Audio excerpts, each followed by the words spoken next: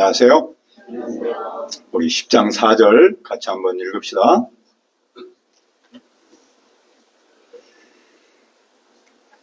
시작. 우리의 싸우는 무기는 육신에 속한 것이 아니오 오직 어떠한 견고한 진도 무너뜨리는 하나님의 능력이라.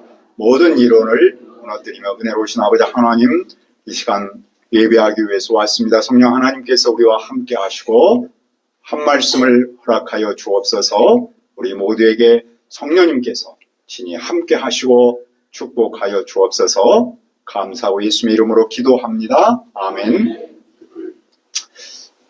세상은 사람을 외모와 조건으로 평가합니다. 심지어 교회조차도 눈에 보이는 능력과 영향력으로 사람을 판단할 때가 있습니다. 왜냐하면 사람들은 세상을 움직이는 힘이 그런 데서 나온다고 믿기 때문입니다. 그런데 오늘 말씀에서는 전혀 다른 얘기를 하고 있습니다. 오늘 말씀에서 말하고 있는 힘, 무기는 무엇입니까? 첫째로 우리의 무기는 육신의 무기가 아닙니다. 1절을 보십시오.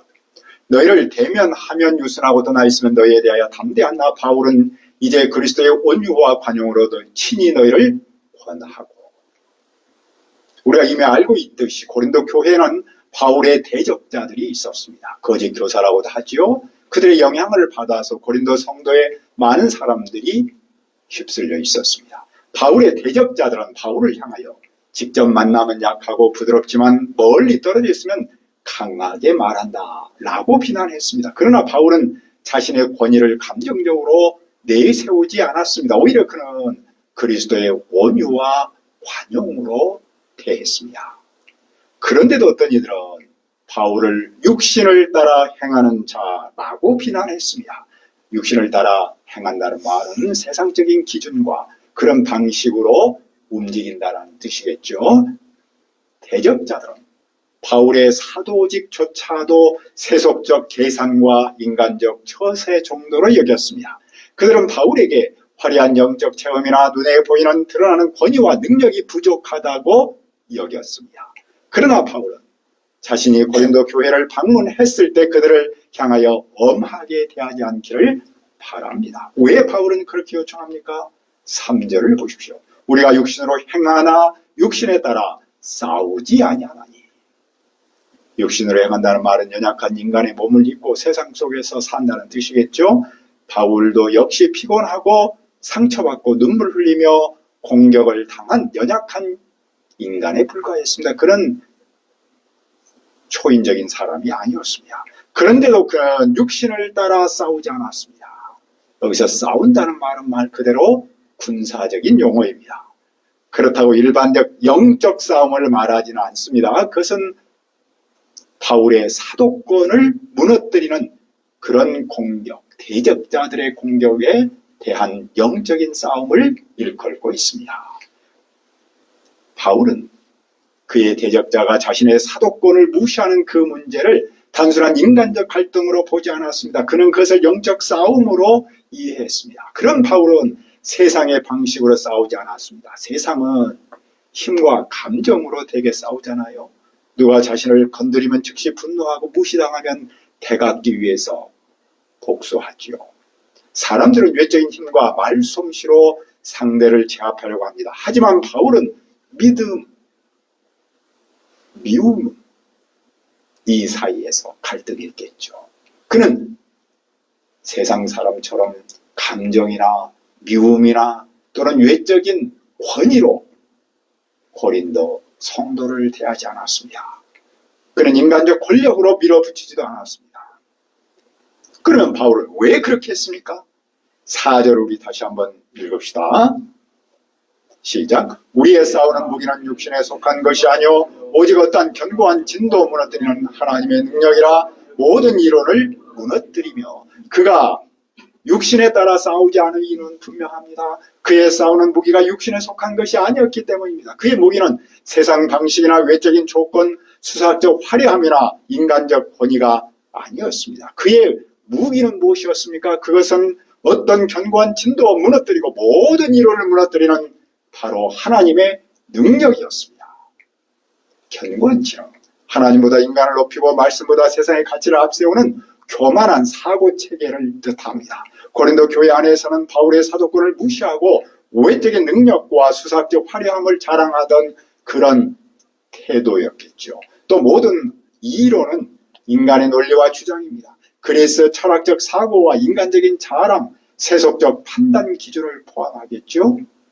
바울은 대적자와의 갈등을 단순한 오해나 인간적 불신으로 보지 않았습니다. 그는 사도직을 둘러싼 영적 전쟁의 한복판에 있다고 보았습니다. 그는 그 사람과 싸우지 않았습니다. 그는 그 사람 안에 자리 잡고 있는 견고한 모든 이론, 다시 말해서 그 사람을 지배하고 있는 가치관과 사상체계와 싸우고자 했던 겁니다. 그 사람들 속에는 거짓과 교만이 들어있었고 특별히 하나님을 대적하고자 하는 불순한 동기들이 들어있었던 것입니다. 바울은 그런 세상 가치관, 그런 사고, 그것과 싸우고자 했습니다. 그러므로 그가 그 싸움에서 붙들어야 할 무기는 무엇이겠습니까? 당연히 인간적인 세상적인 것이 아니라 하나님의 능력이었습니다. 인간의 능력으로는 사람 안에 자리 잡고 있는 교만, 거짓된 생각, 인본주의적인 가치관 무너뜨릴 수 없지요. 하나님의 능력만이 교만한 이론과 세상의 모든 견고한 가치체계를 무너뜨릴 수 있습니다. 오늘 우리가 살아가는 세상은 끊임없는 싸움의 연속이잖아요. 외형적으로는 러시아와 우크라이나가 계속 싸우고 또 이스라엘과 헤즈볼라가 싸우고 또 이란과 미국이 끝날 것 같지만 안 끝나고 있습니다. 이런 외적인 세상의 정쟁은 다 권위로 싸우고 감정으로 싸우고 그러죠. 그런데 우리 앞에는 이런 세상적 싸움만 있지 않지요. 영적인 싸움도 있습니다. 교회 안의 갈등은 물론이고 신앙 문제, 가정 문제 역시 단순한 사람 사이의 충돌로만 볼 수 없습니다. 그 배후에는 바로 하나님보다 세상의 방식과 가치관을 더 신뢰하는 그런 문제가 자리하고 있습니다. 그래서 우리 마음속에도 우리의 교회 안에도 세상의 영향을 받아서 세워진 견고한 진이 있는 거죠. 그런데 인간의 분노와 압박은 이런 견고한 진을 무너뜨리지 못합니다. 억지와 강요로는 세상의 가치관을 바꿀 수 없습니다. 오직 하나님의 능력만이 사람 중심의 사고와 세속적 렌즈를 무너뜨릴 수 있습니다. 그래서 세상은 칼을 들지만 교회는 무엇을 듭니까? 말씀을 듭니다. 세상은 사람을 정죄하지만 교회는 예수 그리스도의 사랑에 용서를 전합니다. 세상은 권위로서 사람들을 짓누르려고 하지만 교회는 하나님의 은혜로 사람들에게 겸손과 온유를 전합니다. 그러므로 우리의 싸우는 무기는 육신에 속한 것이 아니고 오직 하나님의 능력이어야 하고 능력일 수밖에 없습니다. 그러면 이 싸움의 목적은 무엇입니까? 5절입니다. 하나님 아는 것을 대적하여 높아진 것을 다 무너뜨리고 모든 생각을 사로잡아 그리스도에게 복종하게 하니. 여기서 하나님 아는 것을 대적하여 높아진 것은 단순한 세상 풍조를 말하지 않습니다. 바울의 사도권을 무시하며 스스로 높아진 고린도 교회의 일부 성도들을 말하겠죠.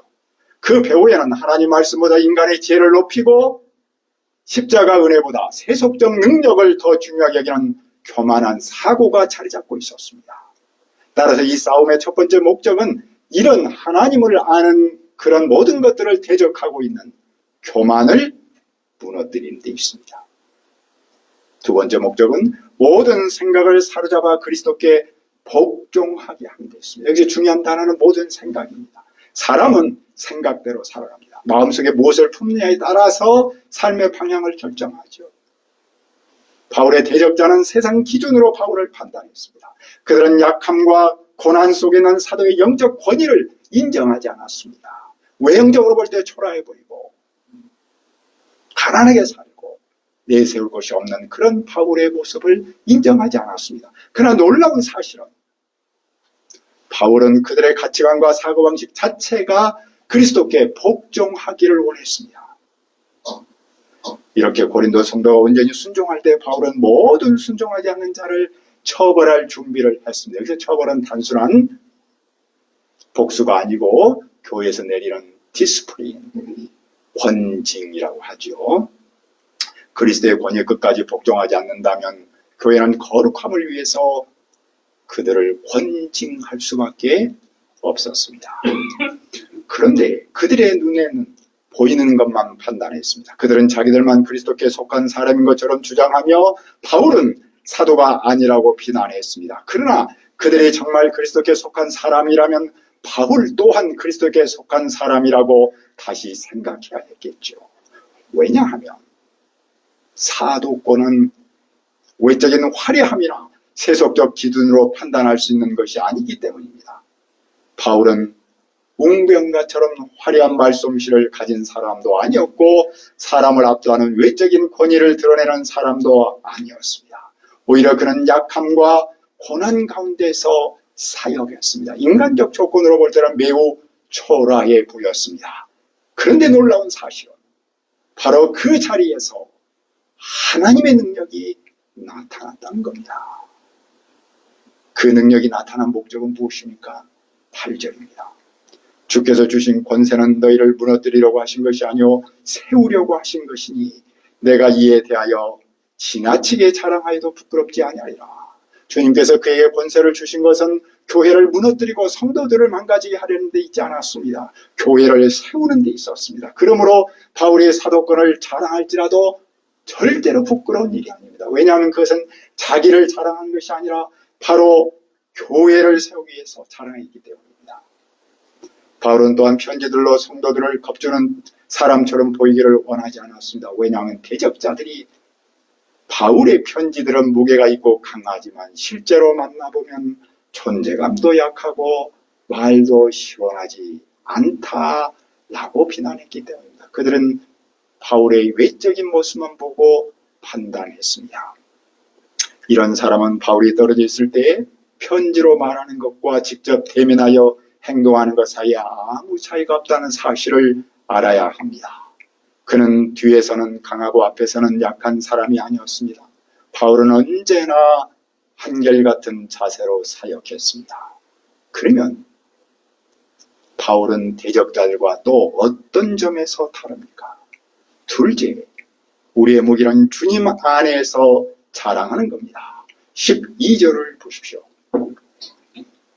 우리는 자기를 칭찬하는 어떤 자와 더불어 감히 짝하며 비교할 수 없노라. 그러나 그들이 자기로서 자기를 헤아리고 자기로서 자기를 비교하니 지혜가 없더라. 바울은 자기를 드러내고 스스로 높이는 사람과 자신을 비교하지 않습니다. 왜냐하면 그들은 자기끼리 기준을 만들고 자기들끼리 비교하며 자기들끼리 높아지고 있기 때문입니다. 그것은 지혜 없는 일입니다. 하나님을 기준으로 삼지 않고 사람들 앞에서 도토리 기재기 하다 보면 교만해지고 하나님의 사역을 왜곡할 수밖에 없지 않습니까? 그러나 바울은 어떤 자세로 사역을 섬겼습니까? 13절을 읽어봅시다. 13절 시작. 그러나 우리는 분수 이상의 자랑을 하지 않고 오직 하나님이 우리에게 나눠주신 그 범위의 한계를 따라 하노니 곧 너에게까지 이른 것이라. 첫째로 그는 분수 이상의 자랑을 하지 않습니다. 그러나 하나님께서 맡기지 않은 영역까지 자기 공로로 과장하지 않습니다. 대적자들은 바울이 세워놓은 교회에 들어왔습니다. 그리고 자신을 높였습니다. 심지어 바울의 사역까지 그 열매까지 자기가 이룬 것처럼 자랑했습니다. 그러나 바울은 자기 영역을 넘어 자신을 드러내지 않습니다. 둘째로 그는 하나님께서 정해주신 범위 안에서 사역했습니다. 그의 사역은 인간적 야망에서 시작한 것이 아닙니다. 그가 고린도 교회를 개척한 것은 자기의 꿈을 펼치기 위함이 아니었습니다. 하나님께서 복음을 주시고 그 복음에 순종해서 고린도 교회에 왔던 것입니다. 그는 하나님께서 자기에게 복음을 맡기시고 하나님께서 가라고 했기 때문에 고린도 교회까지 왔던 것이죠. 그리고 성도를 그리스도께 인도했습니다. 그는 하나님이 맡기신 자리와 범위 안에서 충성했던 거죠. 그리고 바울은 고린도 교회에 가지 못할 사람이 아니었습니다. 그는 그리스도의 복음을 가지고 그들에게 갔습니다. 고린도 교회에 있어서 그는 복음으로 그들을 낳은 영적 아버지였습니다. 그러면 바울은 무엇을 기대합니까? 그는 다른 사람이 수고한 열매를 가르치며 분수 이상으로 자랑하지 않았지요. 그는 성도의 믿음이 자라감에 따라 그의 영향력, 즉 활동 영역이 더욱 커지기를 기대합니다. 바울은 다른 사람의 영향으로 이미 행한 일을 자랑하지 않습니다. 그는 고린도를 넘어서 다른 곳으로 가서도 복음을 확장하고자 합니다. 그는 고린도 교회가 안정되면 고린도를 거점으로 해서 복음 사역을 더욱더 전파하고자 했습니다. 그렇다면 하나님의 사람은 무엇을 자랑해야 합니까? 17절도 읽읍시다. 시작. 자랑하는 자는 주 안에서 자랑할지니라. 보통의 사람은 내가 했다, 내 공로다 라고 하면서 자기를 자랑하지요. 그러나 하나님의 사람은 자기를 자랑하지 않습니다. 자랑은 주님 안에서 해야 합니다. 모든 자랑은 주님께서 이루신 사역을 자랑하고 그것을 이루신 주님을 자랑해야 합니다. 우리가 배웠듯이 에레미야 9장 23절로 24절은 말합니다. 여호와께서 이같이 말씀하시되 지혜로운 자는 그의 지혜를 자랑하지 말라. 용사는 그의 용맹을 자랑하지 말라. 부자는 그의 부함을 자랑하지 말라. 자랑하는 자는 이것으로 자랑할지니 곧 명철하여 나를 안 것과 나 여호와는 사랑과 정의와 공의를 땅에 행하는 자인 줄 깨닫는 것이니라. 나는 이 일을 기뻐하노라. 여호와의 말씀이라. 왜 이렇게 주님 안에서 자랑해야 합니까? 18절입니다. 옳다 인정함을 받는 자는 자기를 칭찬하는 자가 아니요 오직 주께서 칭찬하는 자니라. 스스로 칭찬하는 사람이 인정받는 것이 아닙니다. 주님께서 칭찬하는 사람이 인정받는 겁니다.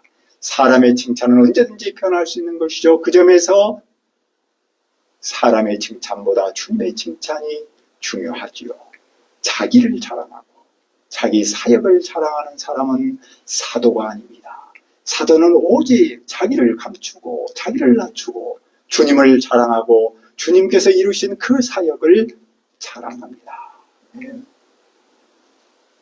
그러므로 오늘 우리의 싸우는 무기는 무엇이어야 합니까? 그것은 육신에 속한 것이 아닙니다. 그것은 하나님의 능력입니다. 하나님의 능력만이 어떤 견고한 진도 모든 이론도 무너뜨립니다. 그러므로 오늘 우리가 삶의 현장에서 만나는 세상 싸움은 물론이고 영적 싸움도 세상의 방식이 아니라 하나님의 능력으로 싸워야 합니다. 교회 안에서 목자와 양으로서 만나는 문제는 물론이고 가정과 직종 그리고 캠퍼스 안에서 만나는 문제를 하나님의 능력으로 싸우기를 기도합니다. 은혜로우신 아버지 하나님, 이 시간에 우리에게 육신에 속한 것이 아니고 하나님의 능력인 무기를 가르쳐 주시고 인도해 주셔서 감사합니다. 하나님의 능력만이 어떤 견고한 진도 모든 이론도 무너뜨립니다. 그러므로 우리가 삶의 현장에서 만나는 세상 싸움은 물론이고 영적 싸움도 세상 방식이 아니라 하나님의 능력으로 싸우도록 도와주옵소서. 교회 안에서 목자와 양으로서 만나는 문제는 물론이고 가정과 직장 그리고 캠퍼스 안에서 만나는 모든 문제를 하나님의 능력으로 싸울 수 있도록 인도하여 주옵소서. 예수님의 이름으로 기도합니다. 아멘.